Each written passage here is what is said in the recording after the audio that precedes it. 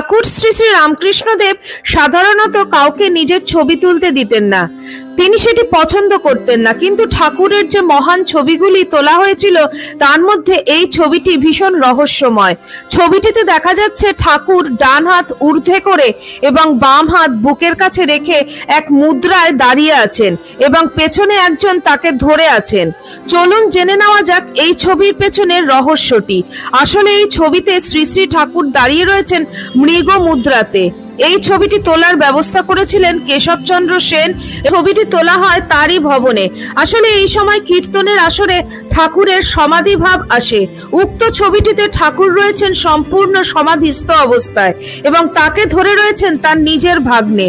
ছবিটিতে দেখা যায় ঠাকুরের দুই হাতের এক অনন্য ভঙ্গি। পরবর্তীকালে স্বামী প্রেমানন্দ বলেছেন ঠাকুরের ঊর্ধ্বমুখী ডান হাত আসলে বোঝায় পরমাত্মাকে এবং বাম হাতটি বোঝায় এই বিশ্ব সংসারকে। এর অর্থ এই জগতের সবকিছুই ক্ষণস্থায়ী, সবাই পর, সবাইকেই অবশেষে মিলতে হবে পরমাত্মাতে। কেউ এই ব্রহ্মাণ্ডের কোনো কিছুই সঙ্গে করে নিয়ে যেতে পারবে না।